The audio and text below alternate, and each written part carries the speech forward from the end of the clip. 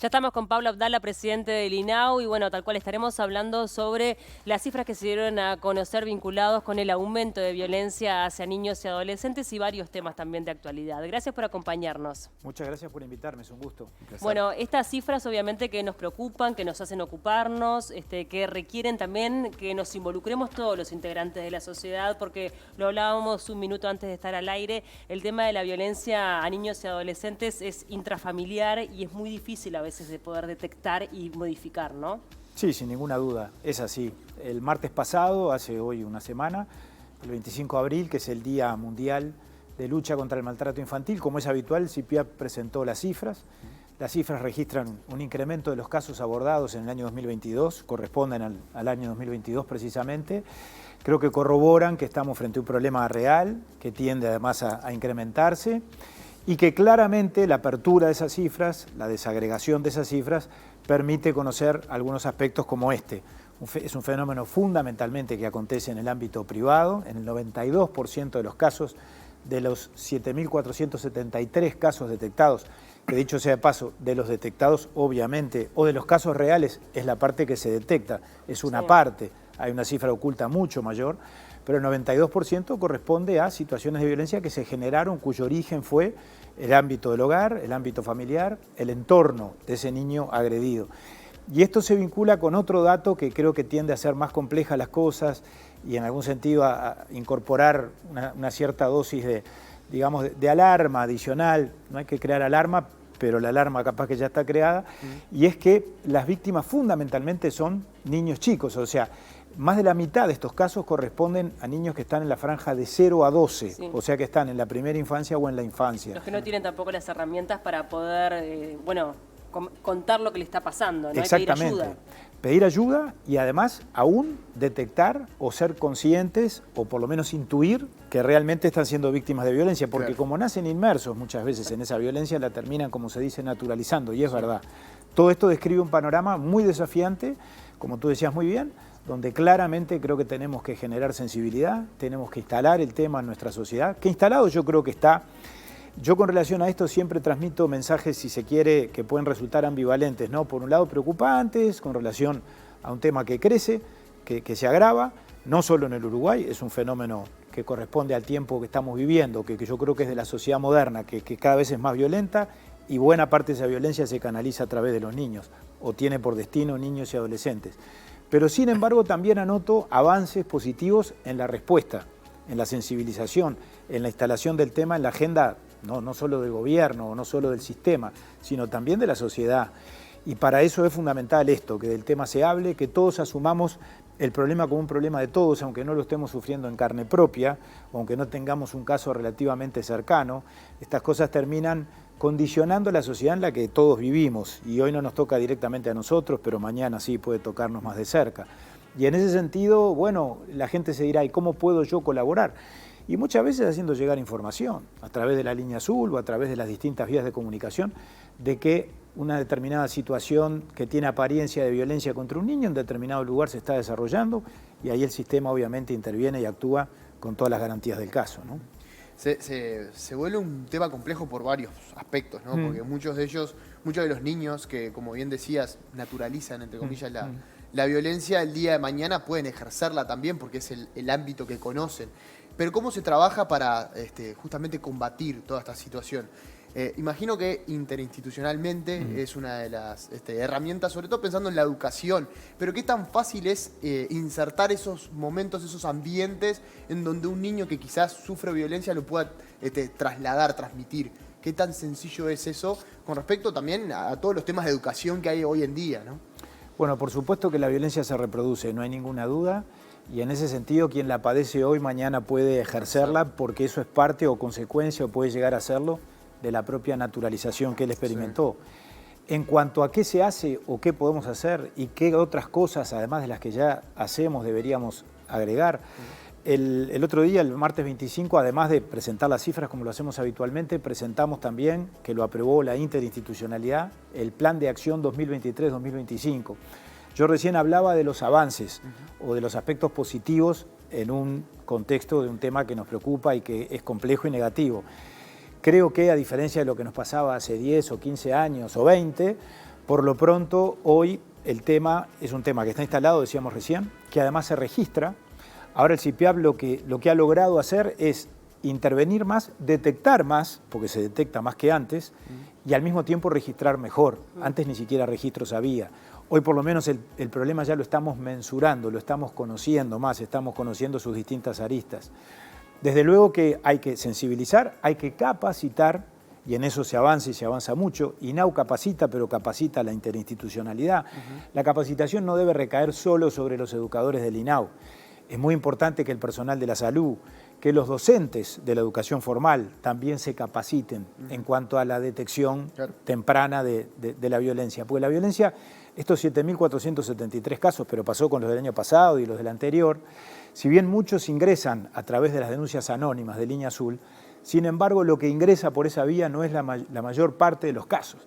La mayor parte proviene de la comunidad. Se detecta en un CAIF por parte de una educadora, por parte de un educador, por parte de un trabajador social, o en un club de niños, o en un centro juvenil, cuando recae sobre adolescentes, que también obviamente sobre ellos se practica. Claro. También el personal de la salud. Entonces, esa capacitación es esencial para todos saber registrar los signos de cada momento y detectarlos, interpretarlos y por lo tanto transmitirlos como corresponde. Ahí usted mencionaba el tema de los CAIF, ¿no? Que hoy por hoy se han convertido en una pieza fundamental para justamente la detección y para la atención y también para dar la mayor cantidad de oportunidades a las personas que no tengan la posibilidad de pagar una guardería privada, ¿no? Hubo una inauguración en el departamento de Maldonado, puntualmente en La Capuera, y bueno, es como un ejemplo de la expansión que está teniendo, ¿no? Exactamente. Tenemos un plan de expansión, de desarrollo, de ampliación de la cobertura. Inauguramos efectivamente, creo que el fin de semana pasado, no, el anterior, en La Capuera, el nuevo local del viejo CAIF. El CAIF funcionaba en el salón comunal, ahora funciona en una instalación mucho más moderna, mucho más grande, que debo decirlo, y esto demuestra la continuidad en la ejecución de las políticas, esa construcción empezó en el periodo pasado, terminó en esta administración en el 2021, y nosotros concretamos algo que es muy importante, que es la ampliación de la cobertura. Como el local lo permite, ese CAIF que atendía a 53 niños ahora va a atender a 150. Estamos en ese plan de apertura y de expansión en forma permanente, de incremento de las aperturas, de las ampliaciones. Este año, por ejemplo, en este momento estamos en proceso de apertura de 40 nuevos centros CAIF, muchos de los cuales ya están en construcción, otros que están en proceso de apertura, pero no necesariamente implican la construcción de un local nuevo, porque a veces vamos por el lado de los arrendamientos o de la reconversión de otros locales que pasan a ser CAIF. Y por supuesto estamos también ampliando cobertura por la vía de ampliar cupos, donde el CAIF o los CAIF ya permiten albergar a más niños, y también construyendo salas móviles. Tenemos 70 salas móviles en aproximadamente 55 o 60 CAIF, porque en algunos van dos en vez de una, que van a permitir, son salas de 40 metros cuadrados, organizar nuevos grupos de 1 año, de 2 años, de 3 años. Y la ampliación de los CAIF yo creo que es una inversión en materia de políticas sociales que es de las que tiene tasa de retorno más alta, porque es la que permite desde la más temprana hora trabajar con los niños cuando más lo necesitan, en esa etapa de la vida que es de los 0 a los 4 años, en la que tantas cosas se juegan, ¿no? Desde el punto de vista del desarrollo físico, emocional, cognitivo, neurológico. Y tiene mucho que ver esto con lo que hablábamos antes, porque todo está interrelacionado con el tema de las violencias. Muchas veces los signos de violencia, precisamente, lo decíamos recién, se perciben en el CAIF. Signos emocionales, daños físicos, obviamente ni que hablar. Entonces, todo lo que avancemos en cuanto a la presencia en el territorio con estos dispositivos va en la dirección correcta, y yo creo que ayuda, por lo tanto, a la protección y a la promoción de los derechos de niños y de adolescentes. Sí, sumando un poco a lo que estás diciendo, se da también las expresiones que quizás no están marcadas físicamente, ¿no? Con respecto a una reacción inusual que pueda llegar a tener algún niño ante un gesto o lo que sea, ante una corrección, se puede dar esa manifestación extraordinaria del niño y a partir de allí poder intentar saber por qué esa reacción y allí intentar, o puede ser o puede no, llegar a esa situación de violencia. Por supuesto, porque eso tiene que ver con los comportamientos, tiene que ver con la forma de expresarse, y el trabajo de los técnicos es esencial en ese sentido. Es decir, y eso es lo que tiene de bueno o de diferente desde el punto de vista cualitativo el Plan CAIF, que ha sido una creación uruguaya. Estamos celebrando 35 años este año, 2023, porque empezaron en el año 1988. el Centro CAIF no es una mera guardería. Por supuesto que cumple la función del cuidado y cuida a los niños mientras padre y madre trabajan y desarrollan sus actividades.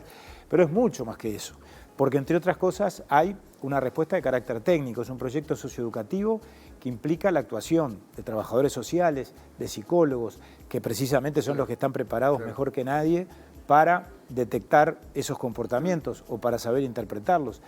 Nosotros trabajamos mucho en la interinstitucionalidad en el territorio a partir de dispositivos con técnicos de ACE, con técnicos de salud pública, con técnicos del INAU, que combinan sus esfuerzos y que destinan horas profesionales para atender situaciones vinculadas con la violencia a la hora de la reparación del daño. O sea, cuando el daño se produjo y hay que trabajar después en la restitución de los derechos. Pero es muy importante trabajar en la prevención y trabajar con las familias. El CAIF tiene ese valor. Y con respecto a lo económico, ¿cuánto le destina o cuánto se le destina hoy a los CAIF y cuánto, a tu entender, se le debería destinar, si es que se destina insuficientemente hoy? La inversión que se hace es muy importante. Fíjense ustedes que, para que ustedes tengan una idea, ¿no? El presupuesto del INAU es uno de los presupuestos más altos del Estado. Y está muy bien, porque es invertir en los niños. Si nosotros ordenamos los distintos organismos que componen el presupuesto nacional, INAU aparece en quinto lugar en cuanto a asignación presupuestal. Antes de él solo están la ANEP, la Universidad de la República, el Ministerio del Interior y ACE, los hospitales, la salud pública. Después viene INAU. Y está muy bien, son 18.000 millones de pesos que ejecutamos el año pasado. Claro, en todas las líneas de la actividad, o sea, en todos los perfiles que tenemos a cargo. Los CAIF son una parte muy importante que tienen que ver con primera infancia.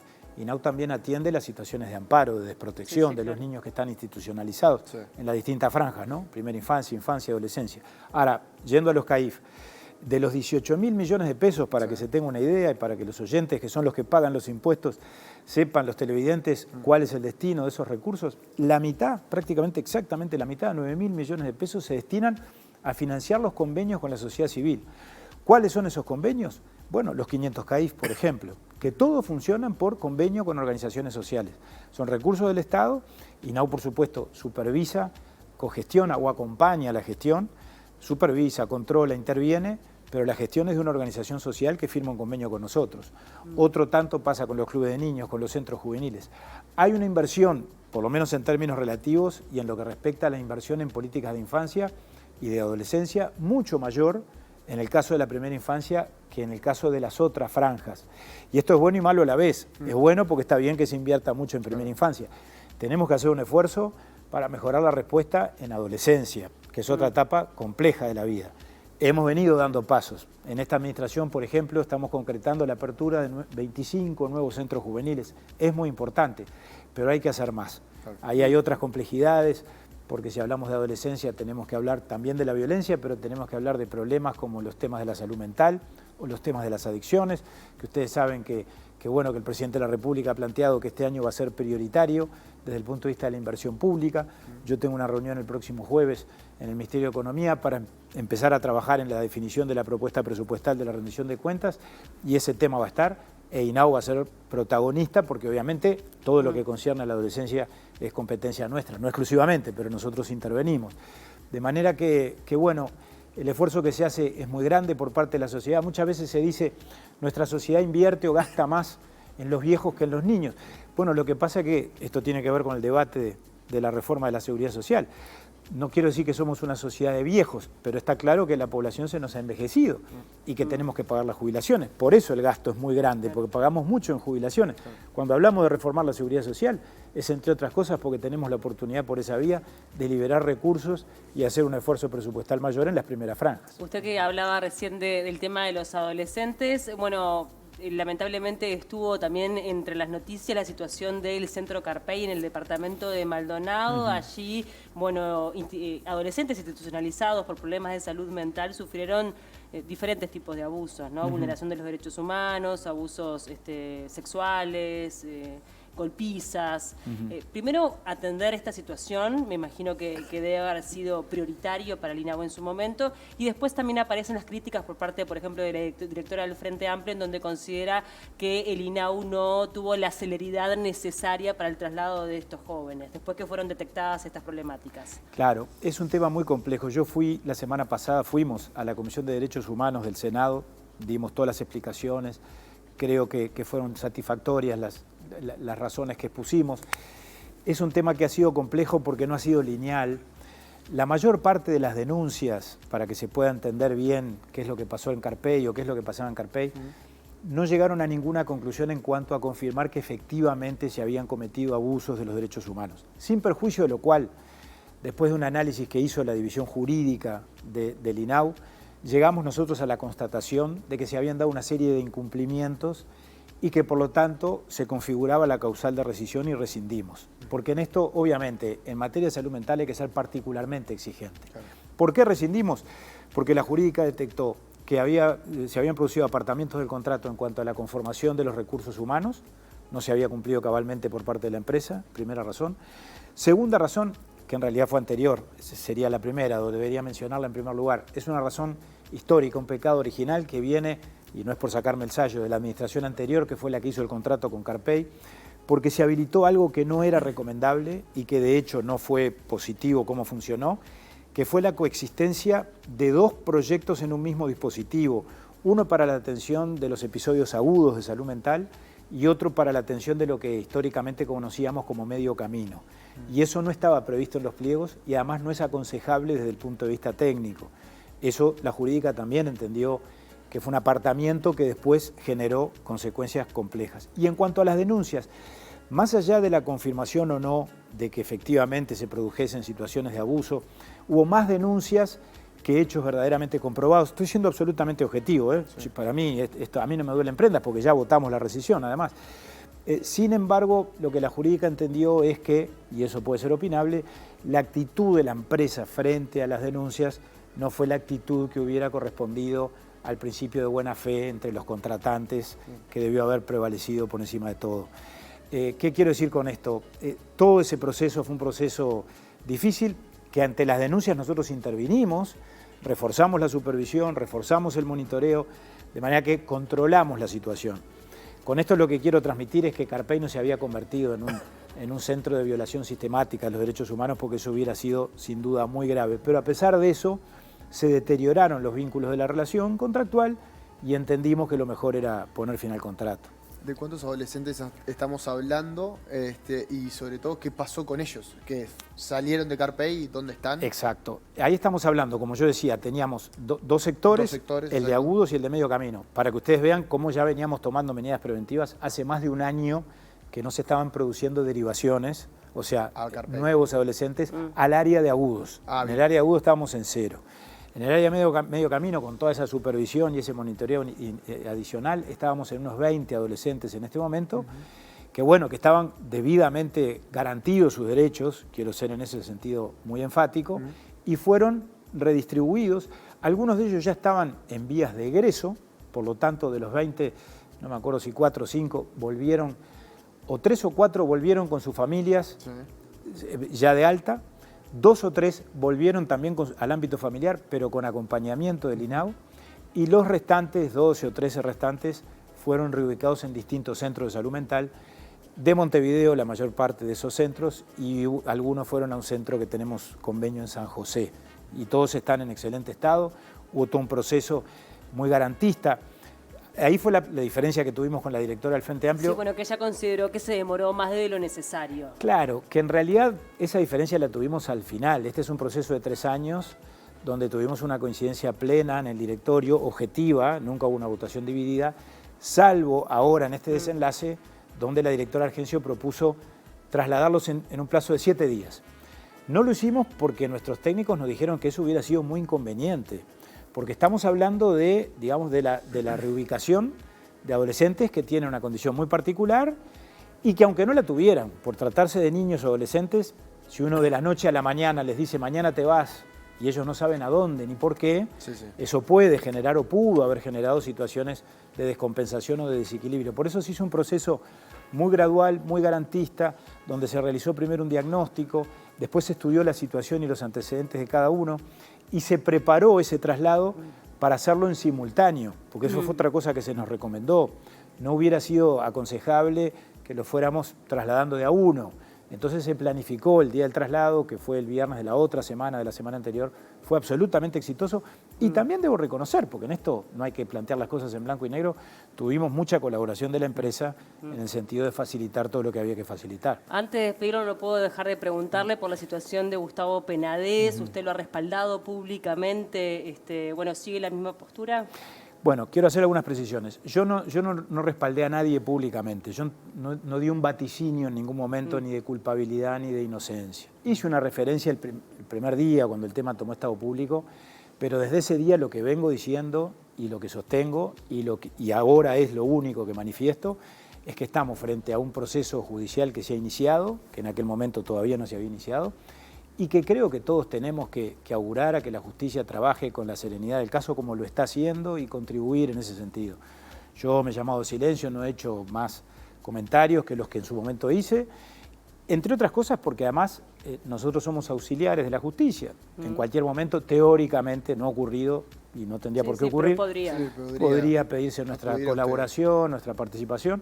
De manera que creo que en ese sentido lo mejor es la cautela y que creo que nos da garantías a todos que sea la justicia la que intervenga y la que esclarezca esta situación tan compleja. ¿Qué le responde a la gente que puede tener cierta crítica en cuanto a que dirigentes políticos que hoy en día ocupan cargos en el Ejecutivo dan su opinión con respecto a Penades, como por ejemplo el ministro del Interior, Luis Alberto Heber, quien manifestó una postura quizá personal con respecto a un caso también que es estado público, que está la Fiscalía trabajando, y bueno, en su caso también. ¿Cómo le responde a la crítica, sobre todo pensando en el aspecto personal, ¿no?, de cada uno, porque muchos de ellos tienen amistad con el senador Penades? A ver, yo no puedo ni debo juzgar temperamentos políticos de otros actores, por cercanos que puedan ser. Yo simplemente digo lo que yo hice, que reitero. Yo no di un vaticinio, yo no dije fulano de tal es culpable o inocente. Yo simplemente dije lo que además todos sabemos que es así porque así funciona el sistema. Es decir, en tal caso que esperaba que pudiera probar su inocencia. Sí, algo así. Bueno, confiaba, usted dijo que confiaba que podía demostrar su inocencia. Está bien, pero está claro que eso no es decir es culpable o es inocente. Es decir, de eso se tiene que encargar la justicia. Y ese fue todo el comentario que hice, pero además ese fue un comentario absolutamente accesorio, porque lo primero que dije es lo que ahora reitero, es que tenemos que dejar actuar a la justicia y es la justicia la que en última instancia va a determinar lo que tenga que determinar. Me parece que no da para mucho más. Muchísimas gracias por estos minutos, siempre es un gusto recibirlo acá en el programa. Gracias a ustedes por invitarme, un placer.